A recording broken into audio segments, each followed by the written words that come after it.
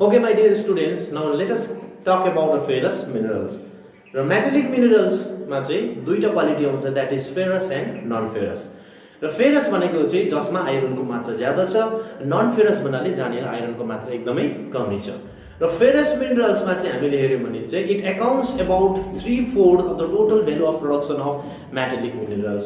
So that means metallic मिनरल्समा चाहिँ ferrous minerals चाहिँ 4 भागमा चाहिँ 3 भागको प्रोडक्सन चाहिँ फेरस मिनरल्सको हुन्छ।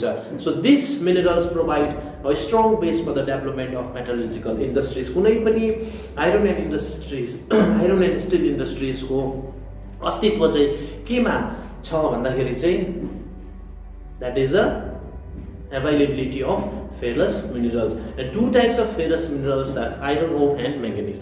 Now let's talk about iron ore. Simply हामी आइरन ओरलाई चाहिँ हामीले भन्दाखेरि हामी के बुझ्छौँ भन्दाखेरि चाहिँ हामी फलाम भनेर बुझिहाल्छौँ। हामी है आइरन भन्नेबित्तिकै हामी फलाम भन्ने, द्याट इज हाम्रो यो पहिलादेखि हाम्रो चलन छ है। र iron ore is always regarded at a basic for the mineral है, बेसिक भन्छ जुन backbone for the industrial development. कुनै पनि कन्ट्रीको इन्डस्ट्रियल डेभलपमेन्ट हुनु र नहुनु, त्यो उँभो लाग्नु र उँधो लाग्नुमा चाहिँ के को डिपेन्डेन्ट, केमा डिपेन्ड गर्छ भन्दाखेरि that is the availability of iron ore. So if you look towards our India, then India also produce a very good quality of iron ore in the whole world. र आइरनमा पनि हामीले हेऱ्यौँ भने चाहिँ there are different types of iron ore, that is hematite, magnetite है। र hematite is the finest iron ore having a very high content of iron, that is 70% है।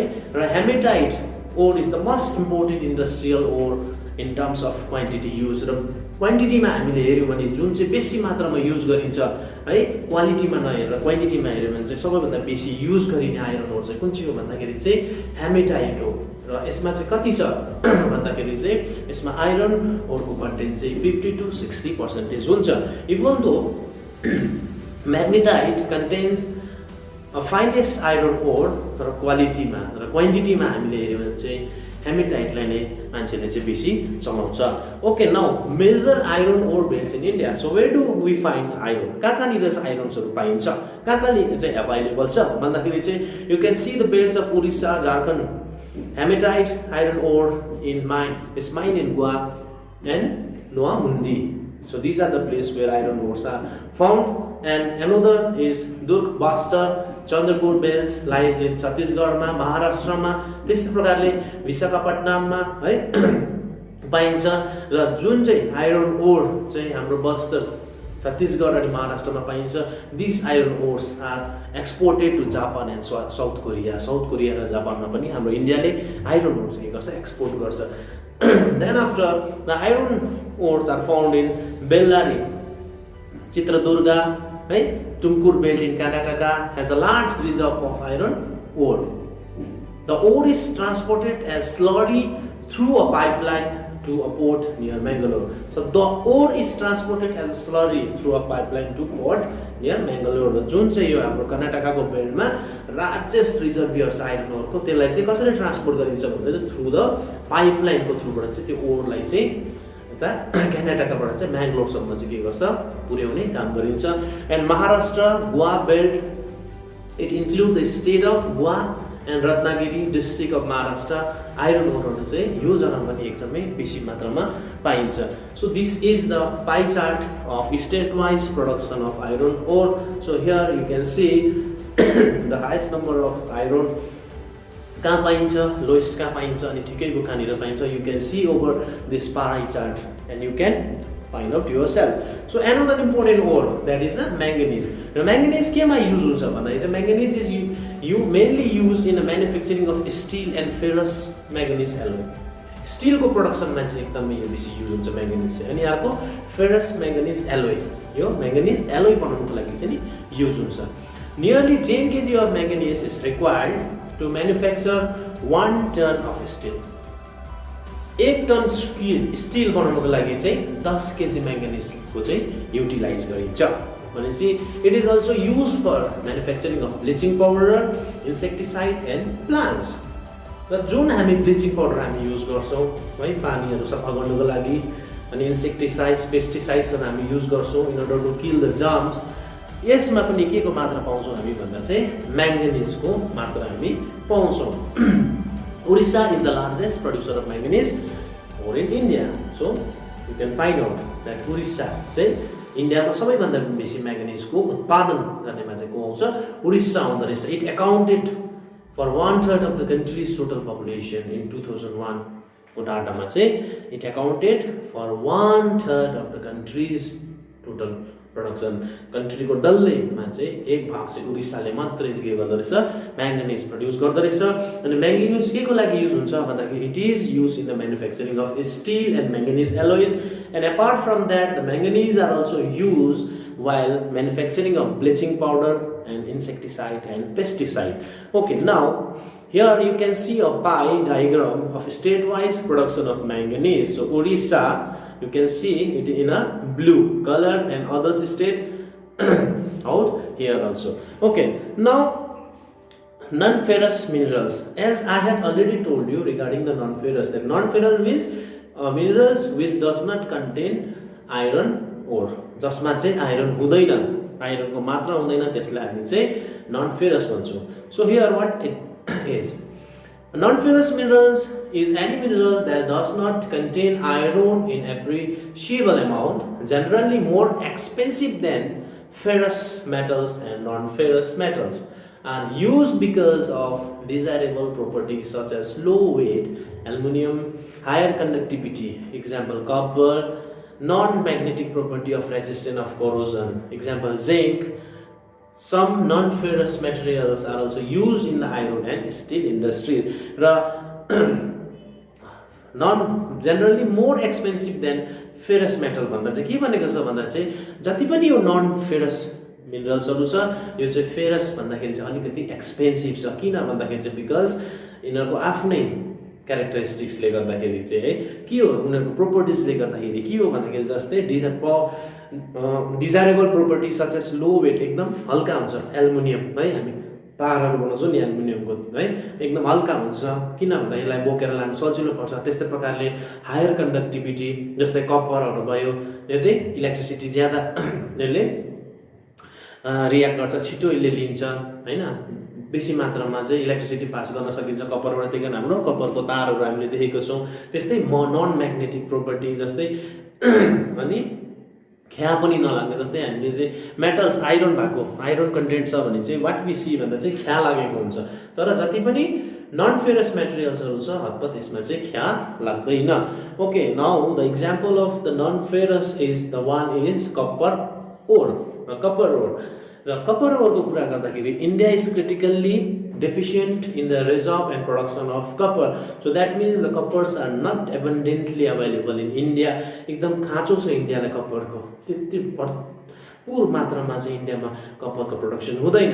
Being malleable, ductile and good conductor, copper is mainly used in electrical cables. Malleability and ductility, just like it can be beaten into thin sheets, right?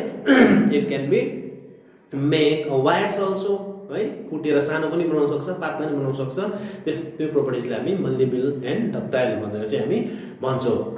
And where as this minerals is a good conductor of heat and electricity also. अनि कहाँ बेसी use हुन्छ भन्दाखेरि चाहिँ electronic and chemical इन्डस्ट्रीमा चाहिँ copper ओर चाहिँ एकदमै बेसी युज हुन्छ, यसको एकदमै बेसी डिमान्ड हुन्छ। The Balaghat mine at Madhya Pradesh, Khetri mines in Rajasthan and Singhbhum district of Jharkhand are leading producer of copper. So these are the three states, three places where you can find copper, and these are the leading producer of copper in India. And another important non-ferrous mineral, that is a bauxite, right? So केमा use हुन्छ हाम्रो bauxite भन्दाखेरि चाहिँ through though several ores contain aluminum, it is from bauxite, a clay-like substances that alumina and later aluminum is obtained. Bauxite deposits are formed by the decomposition of a wide variety of rock rich in aluminum and silicate. र bauxite ore मा चाहिँ के हुन्छ, aluminum हामी पाउँछौँ bauxite मा। It is from bauxite, a clay-like substance that aluminum and later aluminum is obtained. र bauxite बाट चाहिँ के बनाइन्छ aluminum बनाइन्छ र यो चाहिँ कसरी how it is formed भन्दाखेरि चाहिँ it is formed by the wide variety of rocks है decomposition भएर जब rock चाहिँ decompose हुन थाल्छ कुनु थाल्छ then chemically यो चाहिँ के हुन्छ change भएर चाहिँ bauxite हुन्छ and India's bauxite deposits are mainly found in Amarkantak Plateau, Michael Hill and the Plateau region of Bilaspur, Katini. So these are the places where you can find. So Odisha is the largest producer of bauxite in whole India as it produced 34.97% of country's total production. That is, this is the data of 2009 and 2010. So bauxite बाट चाहिँ हामी के बनाउँछौं भन्दाखेरि चाहिँ aluminium चाहिँ हामी केबाट निकाल्छौं bauxite बाट चाहिँ हामी निकाल्छौं. Okay, now let us move towards the non-metallic minerals. The mica is a minerals made up of series of plates and leaves. It splits so easily into thin sheets.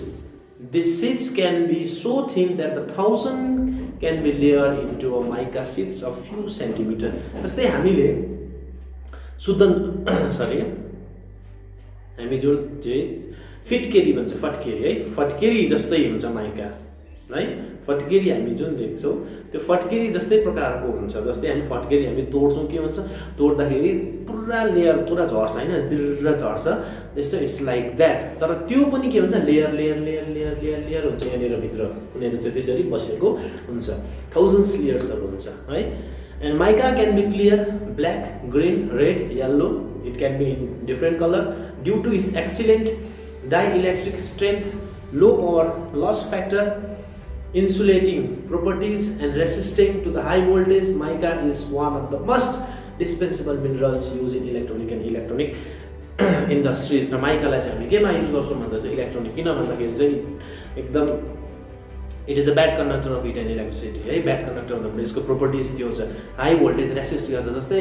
हामी main स्विचमा किटकट भनेर हामी लगाउँछौं त्यो किटकट चाहिँ this is made of mica electronic इन्डस्ट्रीमा किन भन्दा चाहिँ हामीले किटकट भन्दा हामीलाई करेन्ट लाग्छ लाग्दैन नि है त्यही कारण चाहिँ हामी त्यो माइका चाहिँ त्यसमा लगाउँछौं because it is a bad conductor of heat and electricity instead of mica यदि फलाम छ मेटालिक मिनरल्स छ भने के हुन्छ यु क्यान इमेजिन है र mica is deposit are found in the northern edge of Chotanagpur Plateau, Koderma, Gaya, Hazirabad, Bel in Jharkhand. In Rajasthan, the major mica producing area is around Ajmer. Nellore mica belt in Andhra Pradesh is an important producer of the country. So that means you also know, you knew that why mica is used. केमा चाहिँ किन mica चाहिँ हामी चलाउँछौं केको कारणले चलाउँछौं है it is a bad conductor केमा चलाउँछौं हामी भन्दा चाहिँ that it is used in a electric and electronic industries. Okay, now rock minerals. Let us know about what is rock minerals.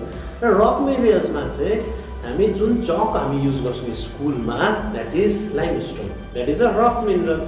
So limestone is found in association with rock composed of calcium carbonate and calcium and magnesium carbonate. Limestone मा के हुन्छ भन्दाखेरि चाहिँ calcium carbonate या magnesium carbonate हुन्छ. It is found in sedimentary rocks of most geological formation. So where do we find? It is found in sedimentary rocks. Limestone is a basic raw materials for the cement industries and essential for smelting of iron ore in the blast furnace. And the next one is conservation of resources. So it's our duty to conserve the resources. So why we have to conserve our resources? It has been mentioned in the slides, and here are how we can conserve our minerals. Thank you, have a nice day, and let you meet in another session.